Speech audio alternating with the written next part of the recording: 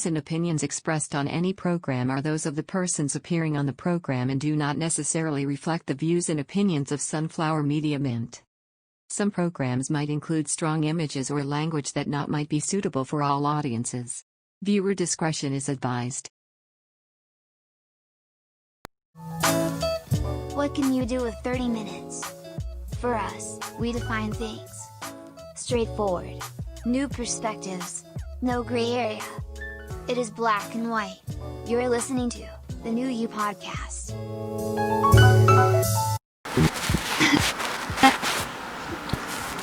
Good evening. Back to the pod. It's a Tuesday night, 16th of June. Welcome to the New You Podcast, still streaming live on Facebook. Still with Reg on the show. You can catch our previous episodes on Spotify. You can download and listen to the previous ones. There's a lot of exciting topics, very engaging discussions that we have.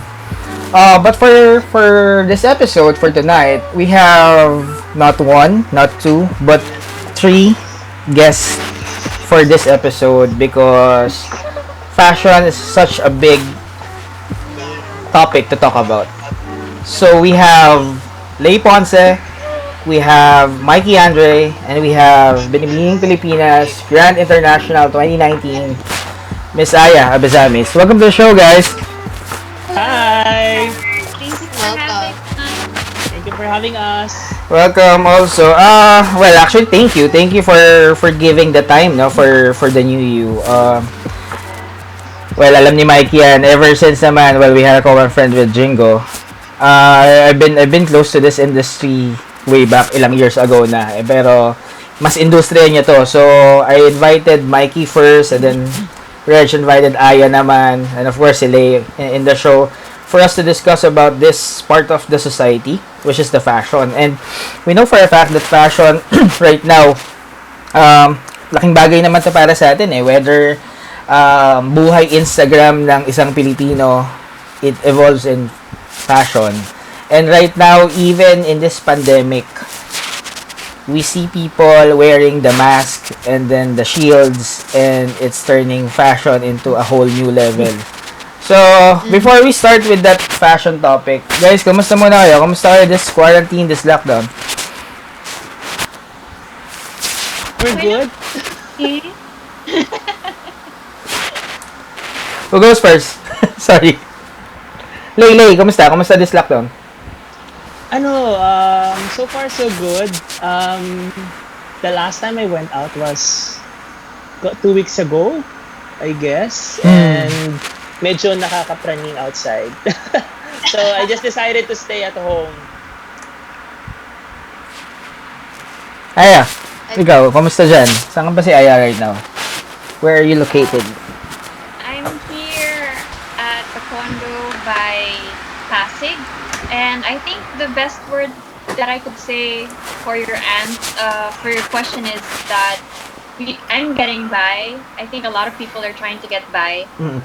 There are a bit of work here and there, but then it's kind of hard because you have to manage of being safe and also trying to save up also for essentials.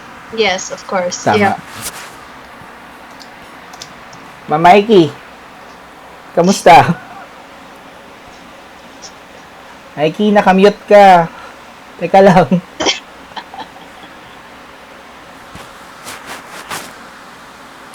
Wait, we can't hear Mikee first. We're trying to fix the audio.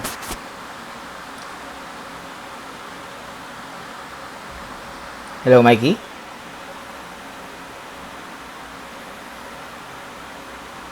Hello? Hindi daw siya nakamute. Oo nga but we can't hear Mikee.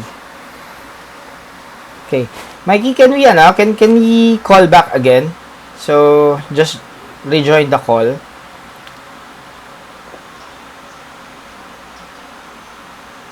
Okay, thank you. Okay, while we wait for Mikee, okay, let's talk about you two muna.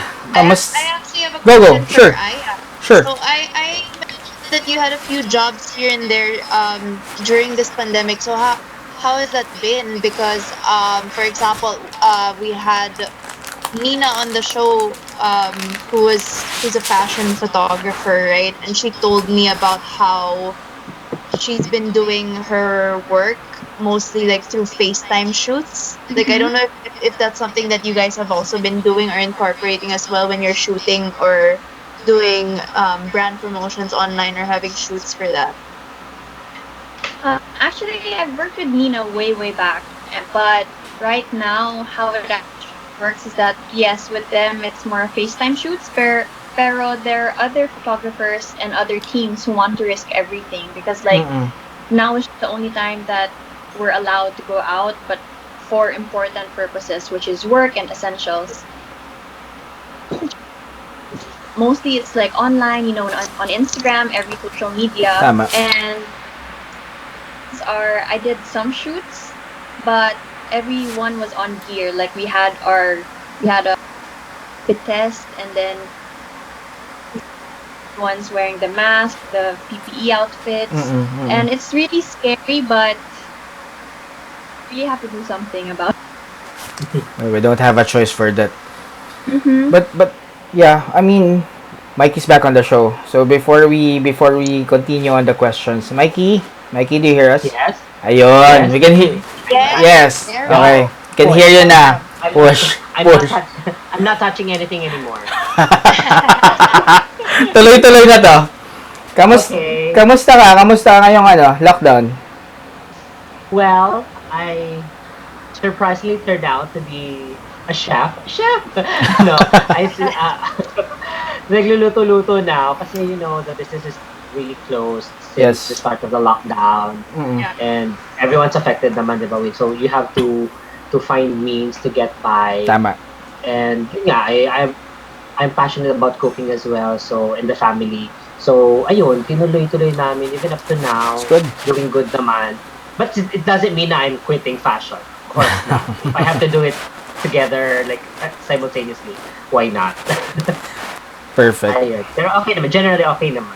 Hey, it's like that's the good side of this lockdown, no? I mean, alam natin how bad the situation is, pero the good side there is how people are trying to cope up and learn new things to be better individuals and so on. Exactly. Lei, on your part, well, being the makeup artist here, kamusta ang industriya? Honestly, Yeah. the industry is sleeping. Grabe, no? Sleeping siya. Yeah. I cannot say dead because minsan we get bookings, mga weddings, we have mga personal shoots, but because the industry is sleeping, we need to look for an alternative way on how we can survive this pandemic. So now, aside from working as a makeup artist, I do also my work from home job para lang makasurvive with this pandemic. Kasi honestly, I mean, the pandemic will always be there, the bills will always be there. So it's up to you on how you can survive. Very true. Now I can sense it's a survival of the fittest. Depends on how street smart are you. Yeah, so I guess. Correct.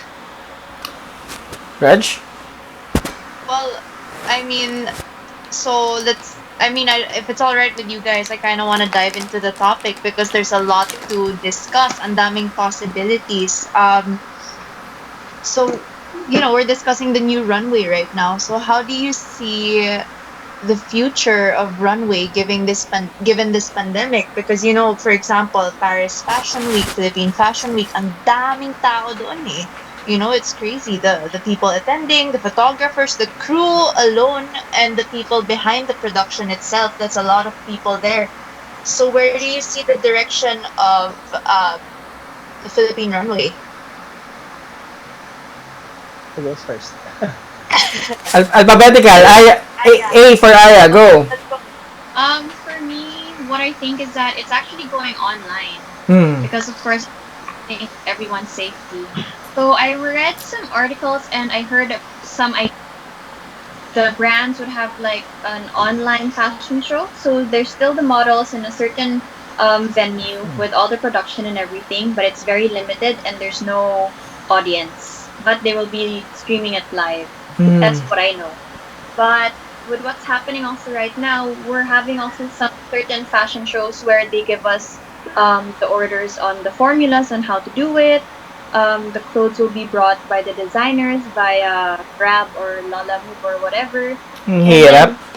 Follow the formula and just do our own makeup and hair, which is not that complicated. And we just do it in the hallway or wherever there's space and just submit it online to them. And they compile everything. That's nice. Lay sa'yo. Well, I've watched one of the online fashion shows of Rahul Laurel and Robbie Carmona.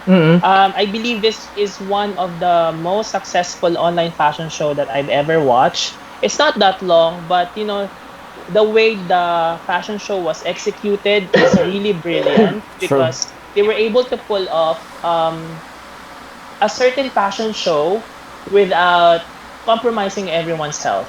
So I believe they were able to tap on the essentials or the important things when putting up a fashion show.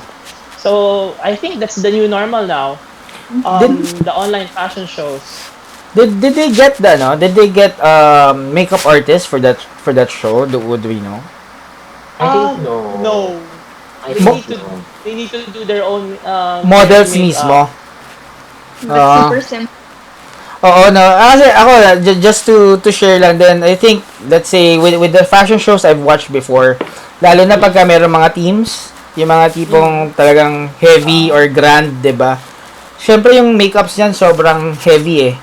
And that's hard for the models to do kasi it's done by professional makeup artists. So, ang laking magiging factor nun na if you have a show, if you're planning for a show na merong tema talaga and you want to achieve that in terms of yung peg nila with the mood board and all na ginagawa. Ang hirap lang i-ano yun right now. Pero well, we're in the middle of the pandemic, so that's the least of the things that we want to think about. Syempre, everything else safety muna. Pero I think naman, people are very creative and then they want to really push through with, like, for example, a theme kasi it really goes to the collection that who knows, diba, they've been planning that before the pandemic. They really want to push it through kasi if they want to compromise it, parang baka mawala yung essence ng collection niya ng isang designer. Tama. So I'm sure we in the fashion industry could come up with how we're gonna do it. Of course, abiding by the government rules and precautionary measures, health measures. So I'm very optimistic with that. Even though, honestly, the fashion industry now is medyo nasa huli tayo na priority, let's face it.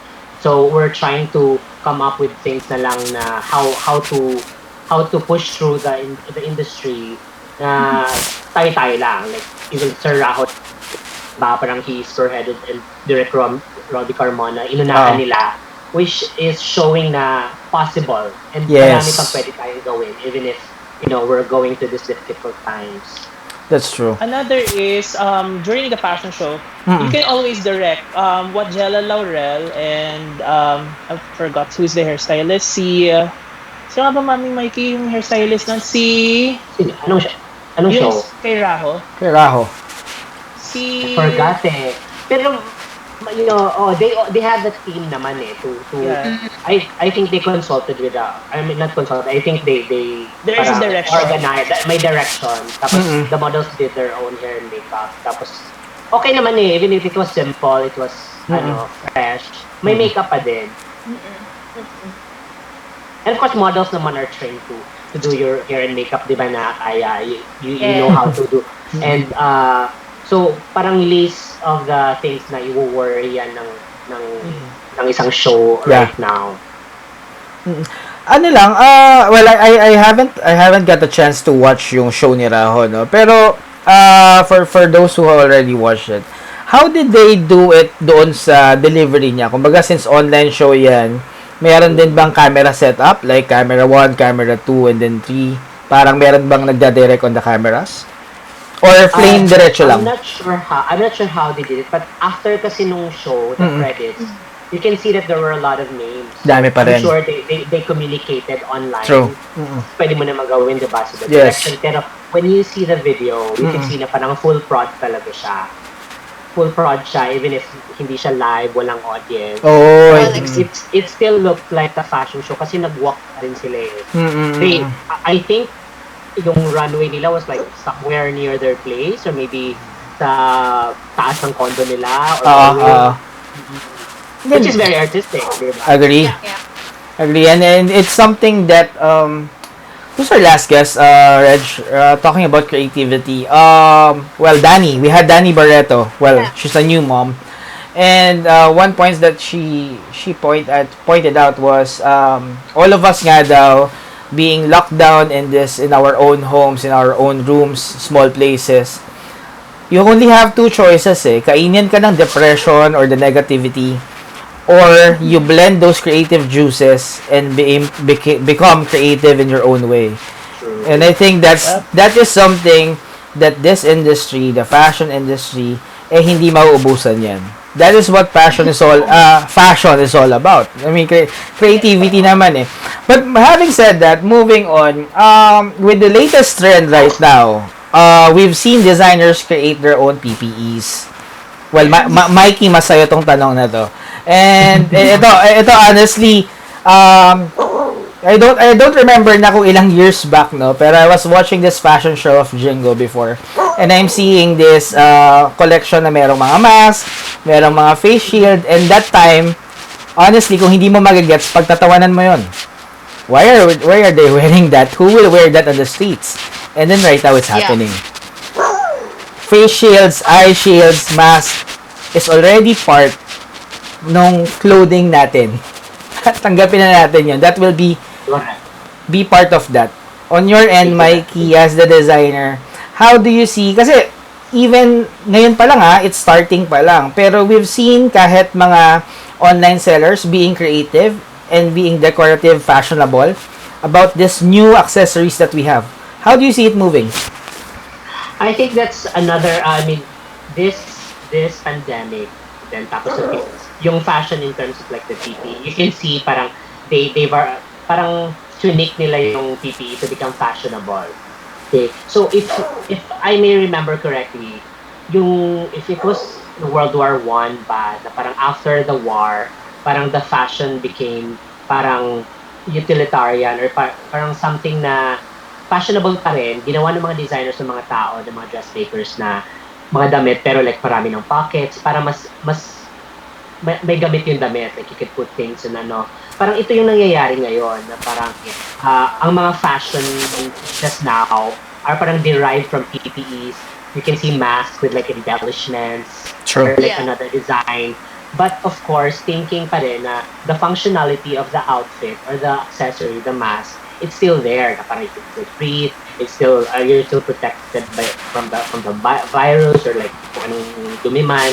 And then the PPEs, you can see Heart Evangelista wearing fashion. Yes. PPEs, even if she is bashed, di ba? Kasi people really has to say something with everything.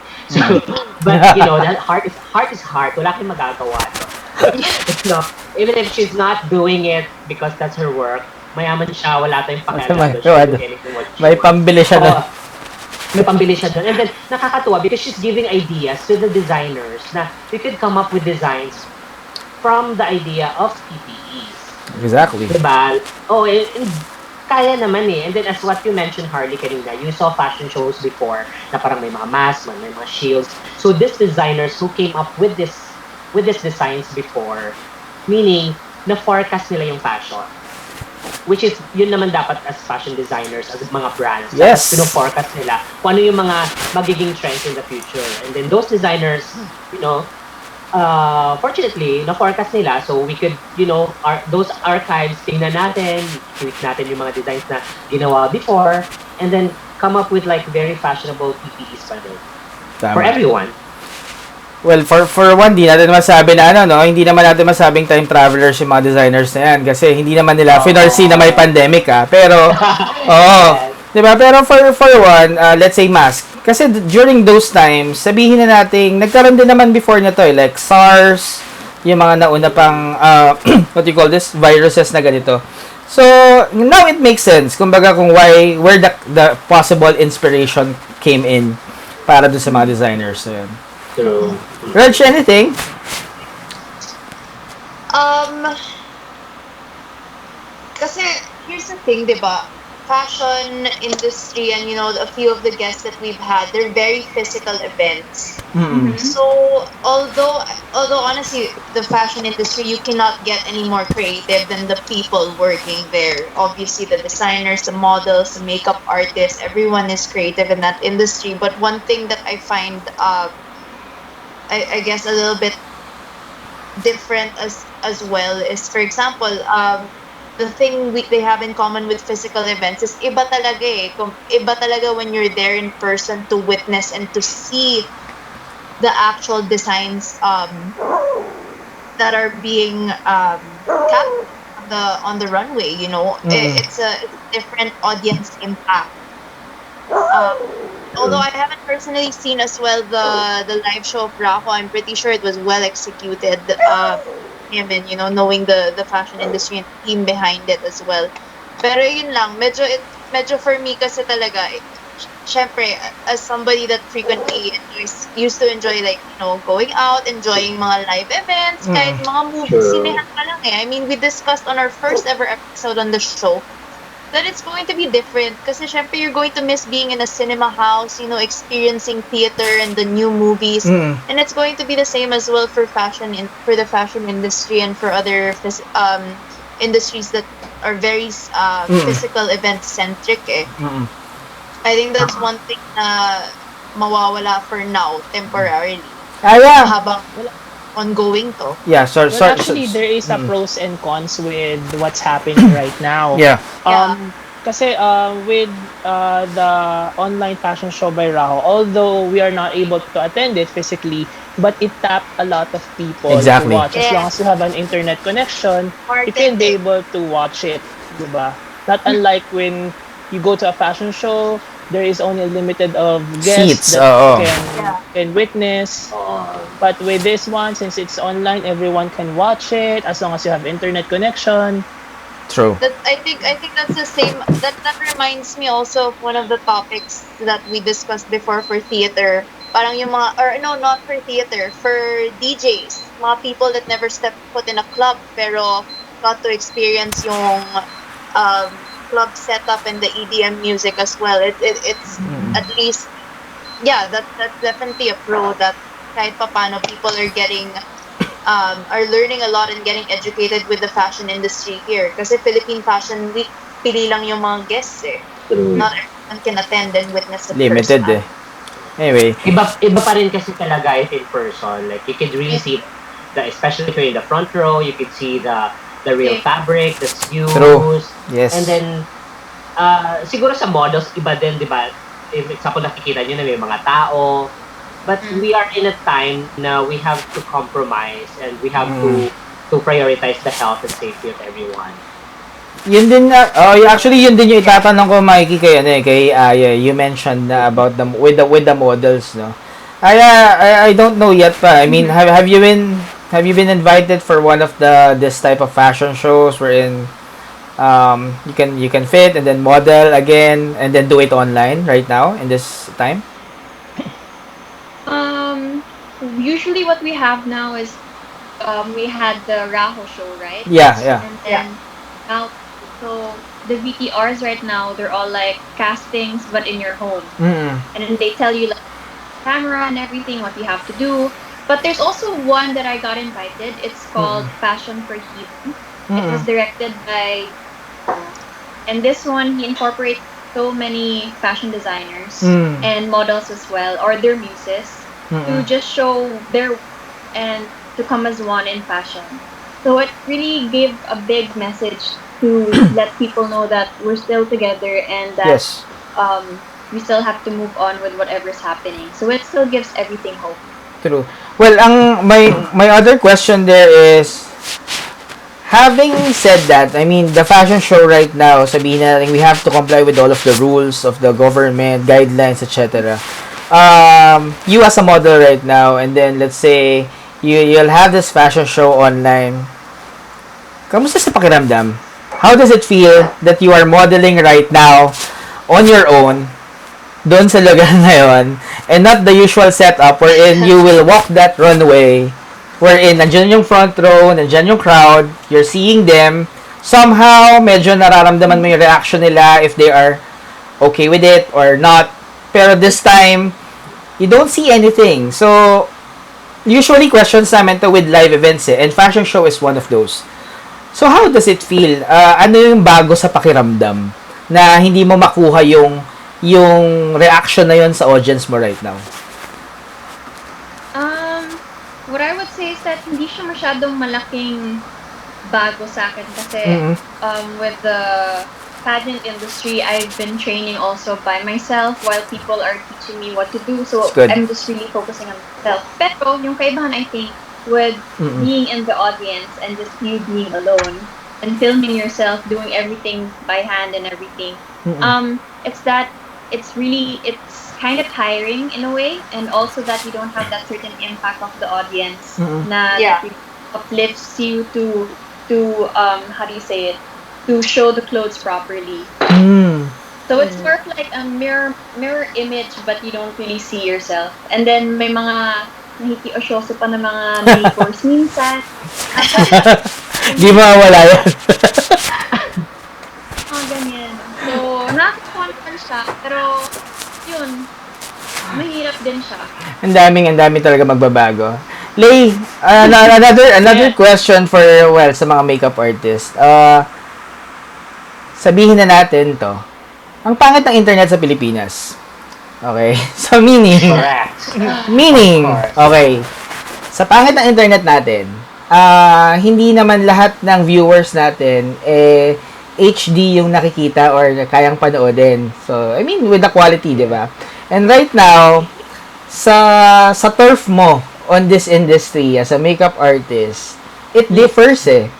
Kasi, let's say, on the live show, kung merong okay or pangit dun sa gawa ng makeup artist, kitang-kita. Lalo na nasa front row. Pagdaan pa lang sa'yo ang pangit na makeup or ang ganda ng pagkakagawa. Di ba? Yung mga ganong comments eh. Yeah. Pero at this point, wherein factor kasi dito ang internet eh. You don't really see clearly kung ano yung itsura ng pagkaka-makeup. I mean, let's say you attend the show, tapos ikaw yung makeup artist. How do you see it in a sense na the makeup itself would still be a big value dito sa production ng mga fashion shows? Well, for this one, usually dapat it should be bold. I mean, as long as it looks good kapag nakamulat, I think I'm good with it. Kasi you will not walk naman na nakapikit para to show the details of your makeup. Well, as long as you look good kapag your eyes are open, I'm good with it actually.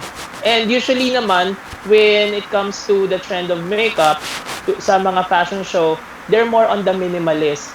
They're not into, very bihira kasi yung avant-garde, depende sa aesthetic ng designer eh. Still, the designer is the one who will direct us what is the certain look that they want for the runway. Exactly. And yun nga, usually designers would prefer minimalist because this is the trend for makeup, and they would usually go for that. Maybe siguro konti lang may mga details like they wanna have lines, a liner, a blue liner. Well, sa fashion show, the actual fashion show, you won't see the blue liner naman eh. Yes. So I think it wouldn't matter as well when it comes sa online. Kasi yeah, that unless they want like a blue eyeshadow that is obvious na nakikita. But usually, very minimalist. They would like a blue liner na not even visible in the runway sa actual show because of the lights.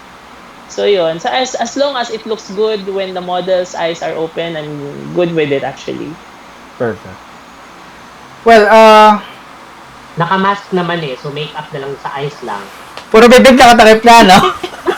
Well, yeah. I think lashes na lang, more lashes. more lashes, yes.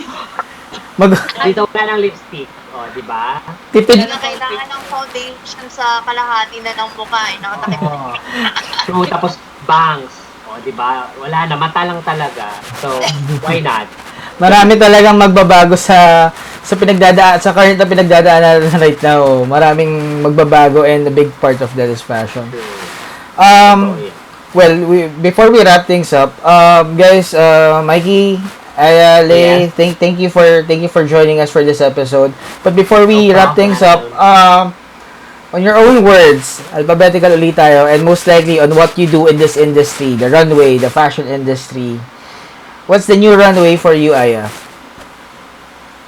I think the new runway is that we all have to follow on having that distance to be safe, but also execute creativity in a good purpose, and we all have to be one.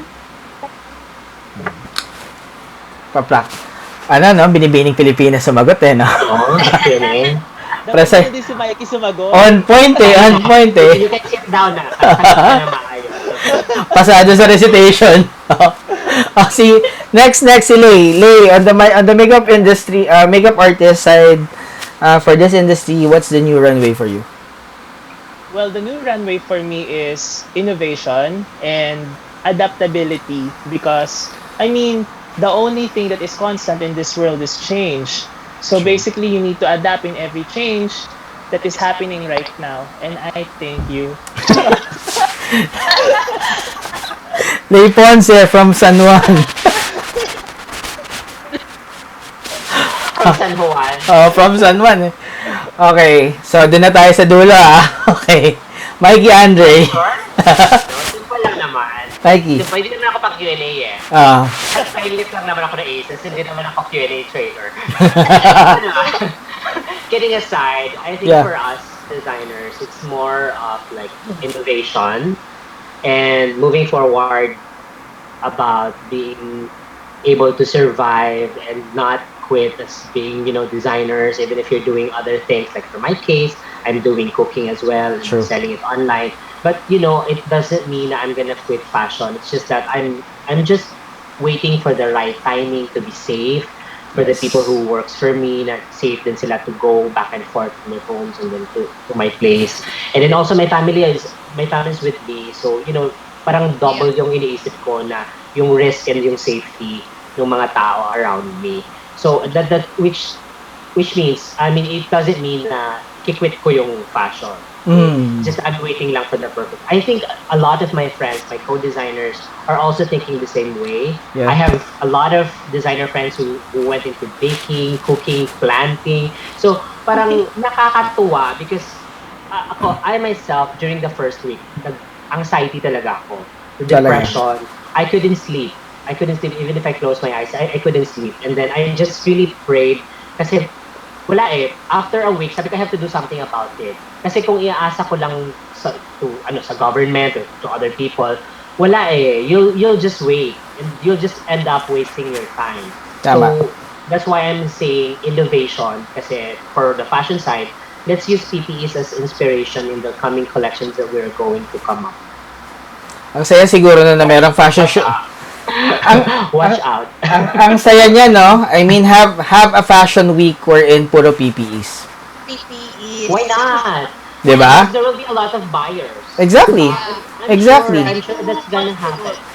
I have a very strong feeling that people in the fashion industry is already coming up with something like that. True. So, watch out, everyone. Tingin ko rin. Well, doon papunta Andun ang market right now, so it's something to be explored. Reg, sa'yo, the runway. Your take on this?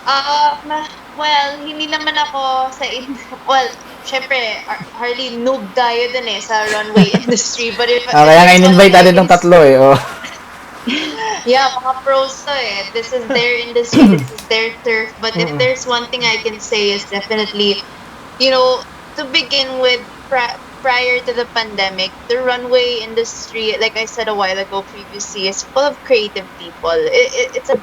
And I feel like the lockdown gives them time. It's breeding grounds for innovation and for more creative works, or for works like, for example, the designing of the PPEs.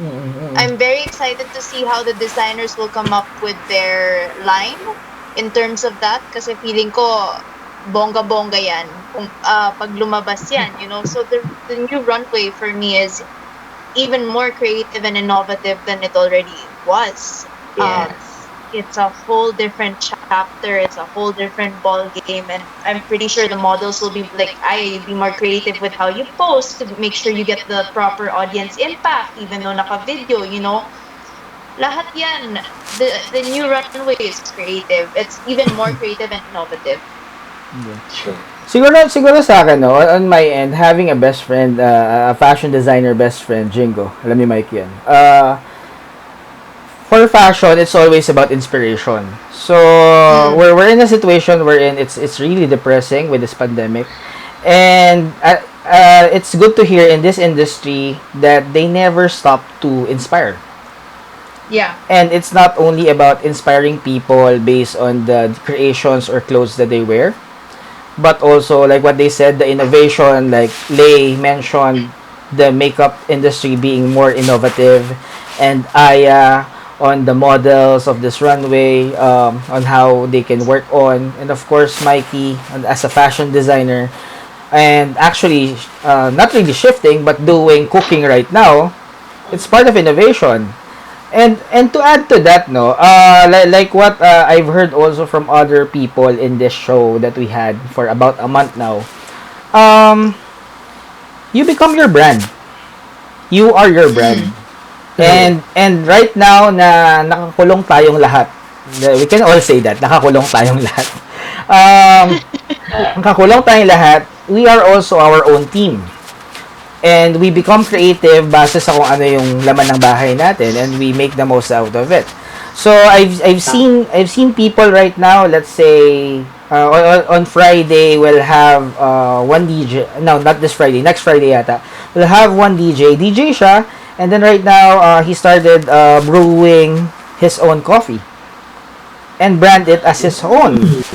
So those are the innovations that you can work on, like Mikey here starting to cook. That's good. It's branded as Mikee Andrei gourmet or what, di ba? Later on, yun yung mga makikita natin. Mommy Mikey Kitchen. Mommy Mikey Kitchen. So guys, follow me. Follow nyo yung mga... Order na kayo for Father's Day. Nga pala, no? That's good. So, pero yun, di ba? Those types. So, whatever type of individual you are, whatever you're doing, that is your core. And then from your core, you branch out to that.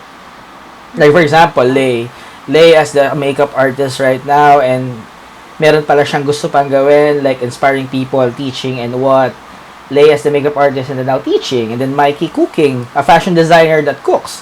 Ang dami nun, at kung ano-ano na yung mga nakikita nating branch out for that. Aya later on, kung ano man gusto niyang gawin, let's say, if you are more into the workout stuff, we don't know, baka mamaya biglang may mga workout videos tayo makita, or simpleng classes for workout. You become your, diba? You become your own brand. We are... Ka na? Oo, ito. Painting? I'm sure. Wow. Wow! See? Ganda! Ang ganda.